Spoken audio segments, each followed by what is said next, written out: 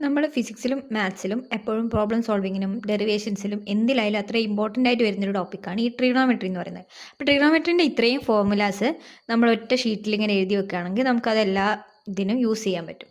First of all വരുന്നത് basic ആയിട്ടുള്ള cos square x plus sine square x 1 എല്ലാവർക്കും അറിയുന്ന സാധനമാണ്. Sec square x minus tan square x equal to 1, cosec square x minus cot square x equal to 1, ഇങ്ങനത്തെ സാധനങ്ങളൊക്കെ.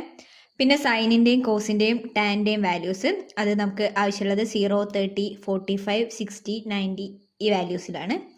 പിന്നെ cos 2x values നാല് equations, cos 2x, sine 2x 2 equation, tan 2x 1 equation, പിന്നെ അതേപോലെ sign 3x, cos 3x, tan 3x ഈ 3 ഇക്വേഷൻസും. Tan 3x ഇതാണ്, sign 3x, cos 3x.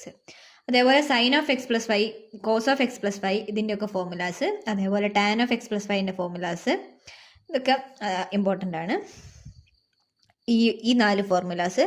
പിന്നെ ഞാനിവിടെ വരച്ചിട്ടുള്ളത് ഗ്രാഫാണ്, ടാൻ എക്സിൻ്റെ ഗ്രാഫ്. ടാൻ എക്സിൻ്റെ ഗ്രാഫ് എന്ന് പറയുമ്പം ടാന് 0ൽ ടാൻ എക്സ് 0 ആകുമ്പം ടാനും 0 ആയിരിക്കും. അതേപോലെ π/2 ടാൻ ഇൻഫിനിറ്റിയിലേക്ക് പോകും. എന്താ π/2 എന്താ സംഭവിക്കുന്നത്? കോസ് 0 ആണ്. അപ്പോൾ ടാൻ എന്ന് പറഞ്ഞാൽ സൈൻ ബൈ കോസ് ആണല്ലോ, അപ്പോൾ അത് ഇൻഫിനിറ്റിയിലേക്ക് പോകും. അങ്ങനെ വെച്ചിട്ട് ടാൻ്റെ ഗ്രാഫ്, അതേപോലെ കോട്ടിൻ്റെ ഗ്രാഫ്, സൈൻ എക്സിൻ്റെ ഗ്രാഫ്, കോസ് എക്സിൻ്റെ ഗ്രാഫ്, സീക്ക് എക്സിൻ്റെ ഗ്രാഫ്, കൊസീക്ക് എക്സിൻ്റെ ഗ്രാഫ്, ഇത്രയാണ് ആവശ്യമുള്ളത്.